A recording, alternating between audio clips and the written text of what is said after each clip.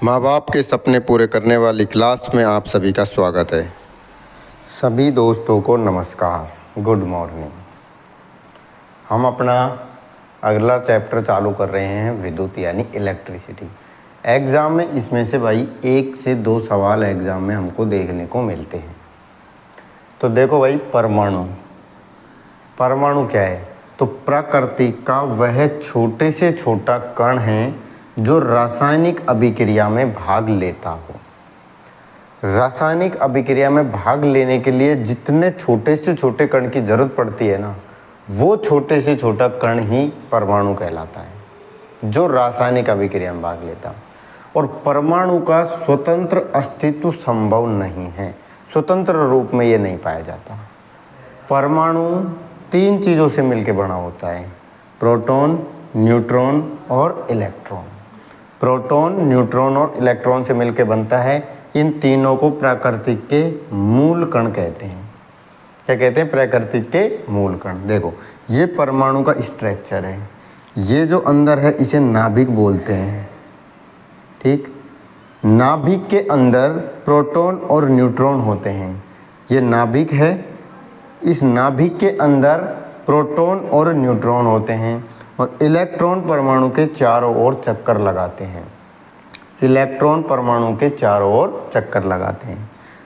Electron का जो आवेश होता है, उसके ऊपर जो चार्ज होता है, वो माइनस का 1.6 गुणा 10 की घात -19 कूलाम होता है। इसको नोट कर लेना। ये जो डाटा है ये एग्जाम में बहुत बार पूछा गया है। इसलिए इलेक्ट्रॉन पे जो आवेश होता है वो माइनस होता है, इलेक्ट्रॉन पे जो चार्ज होता है वो नेगेटिव होता है, ऋणात्मक होता है, माइनस में होता है। -1.6 गुणा 10 की घात -19 कूलम। प्रोटॉन पे जो आवेश होता है वो धनात्मक होता है, पॉजिटिव होता है। और कितना होता है? जितना इलेक्ट्रॉन पे होता है उतना ही होता है, 1.6 गुणा 10 की घात -19 कूलम। दोनों पे आवेश सेम होता है, लेकिन एक पे माइनस होता है, इलेक्ट्रॉन पे माइनस होता है और प्रोटॉन पे प्लस होता है, धनात्मक होता है। और न्यूट्रॉन की बात करें तो इस पे जो आवेश है ना वो शून्य होता है, उदासीन होता है। इस पे किसी भी प्रकार का कोई आवेश नहीं होता है। तो देखो, अगर वो पूछे नाभिक कि नाभिक पर आवेश कैसा होता है, तो देखो नाभिक के अंदर पाया जाता है प्रोटॉन और न्यूट्रॉन। तो प्रोटॉन पर पॉजिटिव आवेश होता है, न्यूट्रॉन पर आवेश होता ही नहीं है। पॉजिटिव और जीरो क्या होगा? पॉजिटिव ही होगा। तो नाभिक पे भी कैसा आवेश होता है? पॉजिटिव। और बाहर बैठा है नेगेटिव। तो पॉजिटिव नेगेटिव मिलके क्या बना देंगे इसको? उदासीन। तो पूछे परमाणु तो उदासीन होता है। परमाणु कैसा होता है? उदासीन होता है। परमाणु उदासीन होता है। इलेक्ट्रॉन की बात करें तो ऋणात्मक होता है, प्रोटॉन धनात्मक होता है और नाभिक ये भी उदासीन होता है। देखो, फ्री इलेक्ट्रॉन, मुक्त इलेक्ट्रॉन यानी फ्री इलेक्ट्रॉन। तो ये क्या है? देखो, मुक्त इलेक्ट्रॉन जो फ्री इलेक्ट्रॉन होते हैं, किसी भी तत्व या धातु में अंतिम कक्षा में उपस्थित इलेक्ट्रॉन, अंतिम कक्षा में जो इलेक्ट्रॉन पाए जाते हैं उन्हें मुक्त इलेक्ट्रॉन कहा जाता है। किसी धातु या तत्व के अंतिम कक्षा में जो इलेक्ट्रॉन है उन्हीं को क्या कहा जाता है? मुक्त इलेक्ट्रॉन कहा जाता है। मुक्त इलेक्ट्रॉन है ना, सारा कांड तो यही करते हैं। मुक्त इलेक्ट्रॉन के कारण ही आवेश जो होते हैं उसमें चालक एक सिरे से दूसरे सिरे की ओर पहुंचते हैं। जो चालक होते हैं उसमें आवेश जो है वो मुक्त इलेक्ट्रॉन के कारण एक सिरे से दूसरे सिरे तक पहुंचता है। आवेश एक सिरे से दूसरे सिरे तक मुक्त इलेक्ट्रॉन के कारण ही पहुंचता है। सारा खेल जो है मुक्त इलेक्ट्रॉन का है, तो इसको नोट कर लो। देखो, 2 महत्वपूर्ण पॉइंट एग्जाम में भाई साहब डायरेक्ट उठा के पूछता है इनसे, बिल्कुल सीधा सीधा पूछता है कि जो ठोस होते हैं, धातु हैं या ठोस हैं, उनमें जो विद्युत का प्रभाव होता है वो होता है मुक्त इलेक्ट्रॉन के कारण। ठोस या धातु जो हम पढ़ते हैं उनमें जो इलेक्ट्रॉन का प्रभाव मुक्त इलेक्ट्रॉन के कारण होता है, जबकि जो विद्युत अपघट्य होते हैं, विद्युत अपघट्य, उसमें विद्युत धारा का प्रभाव आयन के कारण होता है। विद्युत अपघट्यों में जो विद्युत धारा का प्रभाव वो आयनों के कारण होता है, जबकि ठोसों में, धातुओं में जो विद्युत धारा का प्रवाह है वो मुक्त इलेक्ट्रॉन के कारण होता है। ये एग्जाम में पूछने वाला इंपॉर्टेंट पॉइंट है, जल्दी से फटाफट इनको नोट कर लो। आवेश यानी चार्ज। आवेश किसे कहते हैं? किसी पदार्थ का वह गुण जिसके कारण वह विद्युत आकर्षण या प्रतिकर्षण का अनुभव करती है। वो या तो एक दूसरे मतलब आकर्षित करेगी या प्रतिकर्षित करेगी, वो जो गुण होता है ना वो आवेश कहलाता है। किसी वस्तु को आकर्षित या प्रतिकर्षित करने का जो गुण है वो उसी को क्या कहते हैं? हम आवेश कहते हैं। आवेश के कारण ही वो वस्तु एक दूसरे को प्रतिकर्षित या आकर्षित करती है। देखो, आवेश का फॉर्मूला होता है Q बराबर I इंटू टी। Q बराबर I इंटू टी। I क्या है? विद्युत धारा, और T क्या है? समय है। तो इसका SI मात्रक, आवेश का SI मात्रक होता है एम्पियर सेकंड। विद्युत धारा का क्या इतना होगा? एम्पियर, और समय का सेकंड। तो एम्पियर सेकंड इसी को कहते हैं कूलाम। एम्पियर सेकंड को ही क्या कहते हैं? कूलाम। सी से लिखते हैं। तो आवेश का SI मात्रक या तो एम्पियर सेकंड बोलेंगे या बोलेंगे कूलाम। अब देखो, जो आवेश है ना ये दो तरह के हम पढ़ते हैं, धनावेशित और ऋणावेशित। तो जो धन और ऋण जो शब्द है ना, धनावेश या ऋणावेश, ये जो शब्द दिए थे ना, ये शब्द दिए थे बेंजामिन फ्रैंकलिन ने। धन और ऋण जो शब्द का प्रयोग किया था वो बेंजामिन फ्रैंकलिन नामक वैज्ञानिक ने किया था। धन और ऋण शब्दों का प्रयोग, चलो नोट कर लो जल्दी से। Thales theorem. थेल्स भाई साहब ने क्या कहा था भाई? थेल्स ने कहा था कि एक कांच का टुकड़ा लेंगे, एक रेशम का टुकड़ा लेंगे, रेशम का कपड़ा लेंगे, तो उन दोनों को आपस में रगड़ेंगे, खट खट खट खट ऐसे खचाखच रगड़ेंगे। तो जब रगड़ने के बाद जो कांच का टुकड़ा है ना वो इलेक्ट्रॉनों को त्याग देगा, इलेक्ट्रॉनों को दे देगा, त्याग देगा। त्यागने के बाद में खुद क्या हो जाएगा? धनावेशित हो जाएगा। और रेशम का कपड़ा जो इलेक्ट्रॉन कांच ने त्यागे थे वो रेशम का कपड़ा उनको ग्रहण कर लेगा, और ग्रहण करने के कारण वो ऋणावेशित हो जाएगा। देखो, पहली बात तो कांच और रेशम है ना, तो कांच तो इलेक्ट्रॉन को त्याग रहा है और रेशम इलेक्ट्रॉन को ग्रहण कर रहा है। पहली बात तो ये, कांच इलेक्ट्रॉन को त्याग रहा है, रेशम इलेक्ट्रॉन को ग्रहण कर रहा है, ठीक है। दूसरी बात, जो इलेक्ट्रॉन को त्याग रहा है ना, जो त्याग रहा है वो धनावेशित, और जो ग्रहण कर रहा है वो ऋणावेशित। जो इलेक्ट्रॉन त्याग रहा है वो धनावेशित, जो इलेक्ट्रॉन ग्रहण कर रहा है वो ऋणावेशित, ठीक है। आई बात समझ में? तो थेल्स ने ये कहा था कि एक कांच का टुकड़ा लिया, एक रेशम का टुकड़ा लिया, दोनों को खटखट खचाखच क्या क्या रगड़ा। रगड़ने के बाद जो कांच है वो इलेक्ट्रॉन त्याग रहा है, धनावेशित हो गया, और रेशम का टुकड़ा इलेक्ट्रॉन ग्रहण कर रहा है, इसलिए वो ऋणावेशित हो गया। ये बात बोली थी थेल्स ने। जो वस्तुओं में आवेशित करने की जो प्रक्रिया है ना, आवेशित करने की प्रक्रिया, इसके बारे में सबसे पहले बताया था थेल्स ने कि वस्तुएं एक दूसरे को आवेशित करती हैं। तो ये बात जो बताई थी वो थेल्स ने बताई थी सर्वप्रथम, ठीक है।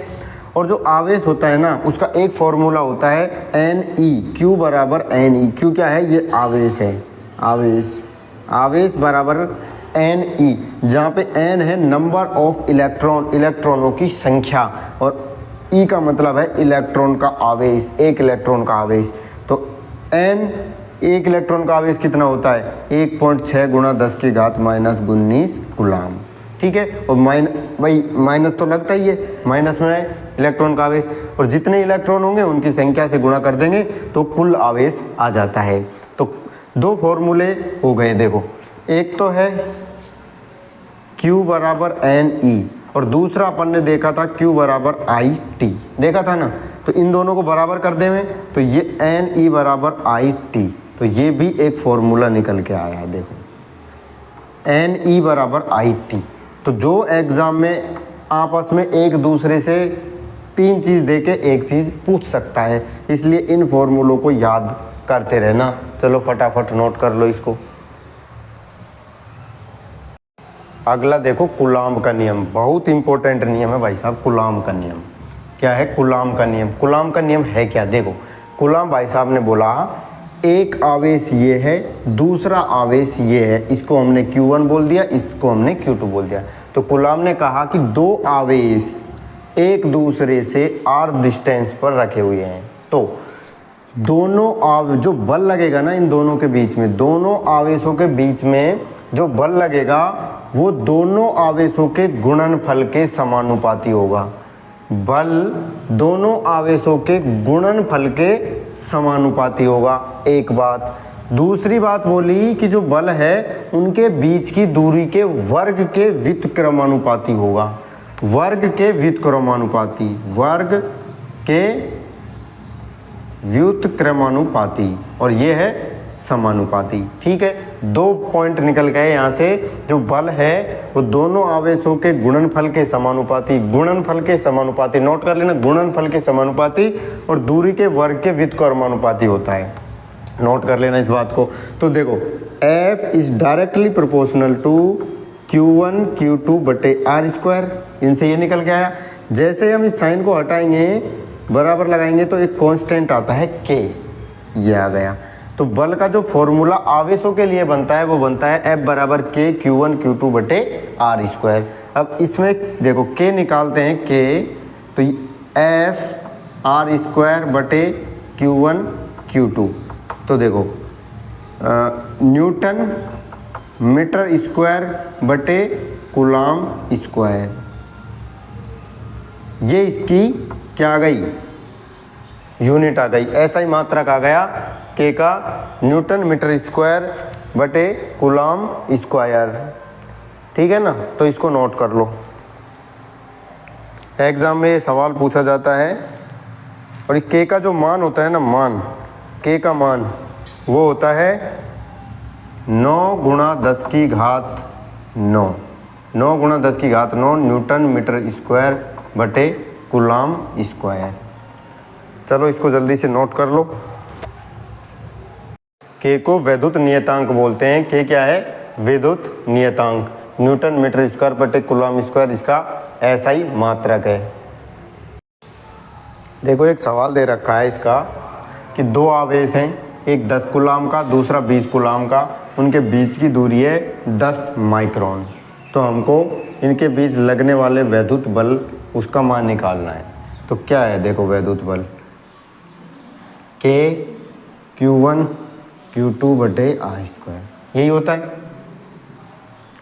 K का मान पता है, K का मान कितना होता है, 9 गुणा 10 की घात 9, 9 गुणा 10 की घात 9 गुणा Q1 कितना है 10, Q2 कितना है 20 बटे R स्क्वायर।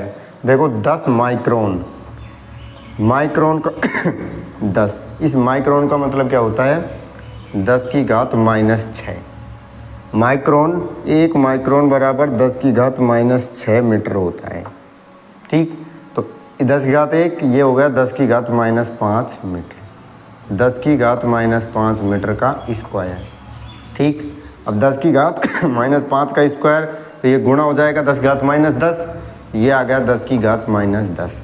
ये भाई साहब ऊपर जाएंगे तो प्लस में हो जाएंगे घात। तो देखो 9 गुणा 10 की घात 9, ये हो गया 200, और ये 10 की घात 10 हो गया। देखो 10 की घात 9 और 10 की घात 10 19, और 2 इसमें से आ जाएगी 21, और 9 दूनी 18 गुणा 10 की घात 21 न्यूटन, इतना बल लगेगा। ठीक बात, नोट कर लो। देखो आवेश पढ़ने के बाद एक टर्म आती है आवेश घनत्व। तो आवेश घनत्व 3 तरह के होते हैं, जैसे रेखिक आवेश घनत्व, जिसे हम लैम्बडा से लिखते हैं, रेखिक आवेश घनत्व। ये क्या होता है, देखो प्रति एकांक लंबाई पर कुल आवेशों की संख्या, मतलब कितना आवेश है, कुल आवेश बटे लंबाई, जितनी लंबाई पर अपन निकाल रहे हैं, कुल आवेश बटे लंबाई, इसी को कहते हैं रेखिक आवेश घनत्व। कूलाम का आवेश का कूलाम, लंबाई का मीटर, यह मात्रक होगा इसका, ऐसा ही मात्रक। तो कूलाम बटे मीटर रेखिक आवेश घनत्व का मात्रक है। बस लंबाई पे निकाल रहे हैं, आवेश को लंबाई पे निकाल रहे हैं कि भाई एक अंक लंबाई पे कितना है, तो रेखिक आवेश घनत्व। दूसरा है सतह आवेश यानी सरफेस आवेश घनत्व, जिसे सिग्मा से लिखते हैं। इसमें क्या है, उसी आवेश की गणना हम क्षेत्रफल पे कर रहे हैं, कुल क्षेत्रफल पे कर रहे हैं, तो उसको क्या बोलेंगे? सतह आवेश घनत्व बोलेंगे। इसी आवेश की गणना हम अगर आयतन पर करेंगे तो उसको आयतन आवेश घनत्व। देखो आवेश फिक्स है, उस आवेश की गणना अगर हमने लंबाई पे करी, एकांक लंबाई पे कितना होगा, तो उसको रैखिक आवेश घनत्व। फिर क्षेत्रफल पर करी कि एकांक क्षेत्रफल पर कितना आवेश होगा, तो उसको बोलते हैं सतह या सरफेस आवेश घनत्व। तीसरा है अगर हम उसकी गणना आयतन पर करें कि एकांक आयतन पे कितना आवेश होगा, तो उसको बोलते हैं क्या? आयतन आवेश घनत्व, या इसी को हम आवेश घनत्व कहते हैं। अगर एग्जाम में डायरेक्ट पूछे कि आवेश घनत्व क्या है, तो हमको ये आयतन वाला आवेश घनत्व को ही मानना है, आयतन वाले को। ठीक है, इसको रो से लिखते हैं, आयतन आवेश घनत्व को रो से लिखते हैं, रो बराबर Q अपॉन V यानी वॉल्यूम। तो देखो इसका जो SI मात्रक है रेखिक वाले का कूलॉम बटे मीटर, सतह वाले का कूलॉम बटे मीटर स्क्वायर, और आयतन वाले का कूलॉम बटे मीटर क्यूब। ठीक है, ये इनका SI मात्रक है। बाकी लंबाई पे निकाल रहे हैं तो रेखिक, सरफेस पे निकाल रहे हैं यानी क्षेत्रफल पर निकाल रहे हैं तो सरफेस वाला, आयतन पर निकाल रहे हैं तो आयतन वाला। ऊपर क्यू तो फिक्स है, नीचे सिर्फ लंबाई आ जाएगा, फिर आ जाएगा क्षेत्रफल, फिर आ जाएगा वॉल्यूम। बस इतना सही तो करना है। तो ये तीन आवेश घनत्व थे, रेखिक, सरफेस और आयतन आवेश घनत्व। तीनों में जो मेन है वो आयतन आवेश घनत्व है। डायरेक्ट पूछे कि आवेश घनत्व क्या होता है, तो अपन को ये वाला बताना है। ठीक बात, ये बताना है। रख हौसला वो मंजर भी आएगा, प्यासे के पास चलकर समंदर भी आएगा, थक कर न बैठे मंजिल के मुसाफिर, एक दिन तुझे मंजिल भी मिलेगी और मिलने का मज़ा भी आएगा। बोर ना हो, इसको थोड़ा समझो। देखो तीन चीज़ें हैं इसमें, तीन चीज़ें एक ही हैं, बस उनकी भाषा बदल गई। देखो पहला है विद्युत वाहक बल EMF।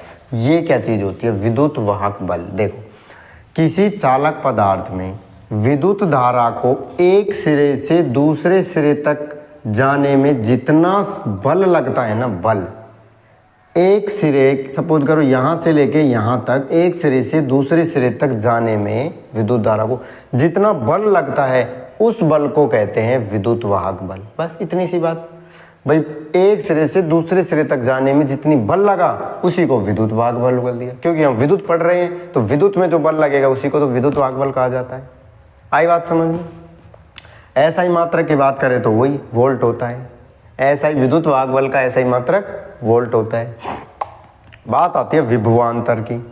देखो नाम से पता चल रहा है विभवांतर, पोटेंशियल डिफरेंस।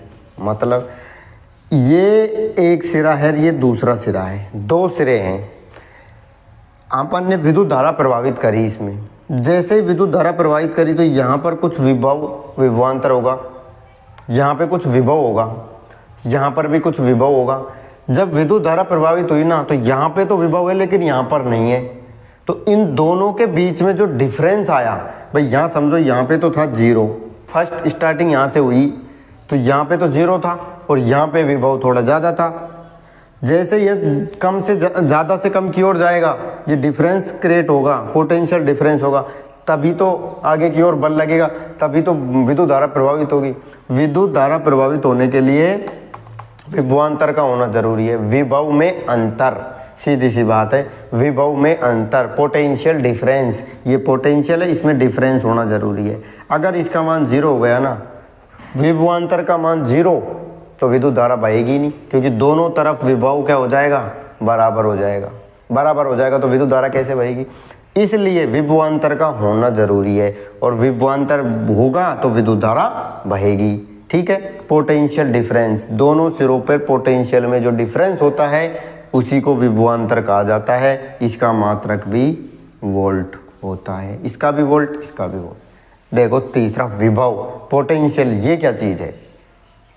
देखो एकांक आवेश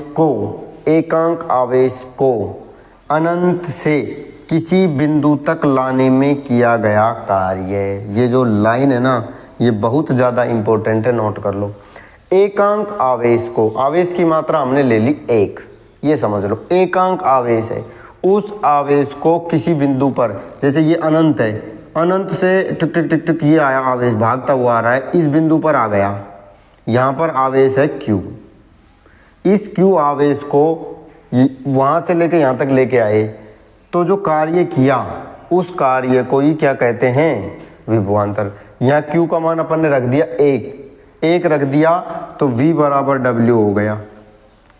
जो विभव है वो कार्य के बराबर हो गया ना। अगर हमने Q का मान 1 रख दिया यहाँ पर, तो V बराबर W हो गया, तो कार्य किसके बराबर आ गया, विभव के बराबर आ गया। तो विभव क्या है, विभव यही तो कह रहा है कि एकांक आवेश को अगर हम अनंत से लेके उस बिंदु पर ले आए, अनंत से बिंदु पर, अनंत से बिंदु पर, तो जो कार्य किया उसी को हम क्या कहते हैं, विभव कहते हैं ना। ये देख लो, तो विभव का ये जो फॉर्मूला है ना, ये याद रखना, V बराबर W/Q। इससे बहुत बार एग्जाम में क्वेश्चंस बने हुए हैं। इसका SI मात्रक की बात करें तो देखो, कार्य का जूल, आवेश का कूलाम, जूल/कूलाम, जूल/कूलाम, इसी को वोल्ट कहते हैं। तो देखो 3 चीज़ अपन ने पढ़ी, तीनों एक ही चीज़ है, समझो कि इनको तीनों के मात्रक एक ही हैं, वोल्ट वोल्ट वोल्ट। क्या है, वोल्ट वोल्ट वोल्ट। इसमें बल कार्य कर रहा था इसलिए विद्युत वाहक बल, इसमें जो विभव है उसका डिफरेंस आ रहा था जिसके कारण विद्युत धारा बह रही, इसलिए इसे विभवांतर बोलते हैं। ये विभव ही है, अनंत से उस बिंदु तक लाने में जो कार्य किया गया उसी को क्या कहते हैं, विभव कहते हैं। तो विभव, विभवांतर और विद्युत वाहक बल, ये 3 चीज़ हमने पढ़ी। बाकी की हम अगले वीडियोज़ में देखेंगे। अगर आपको हमारे द्वारा ये पढ़ाया हुआ समझ आ रहा है तो वीडियो को लाइक करो, अपने दोस्तों तक शेयर करो, अपने माँ बाप के सपनों को पूरा करो। ठीक है ना भाई, धन्यवाद, जय श्री राम।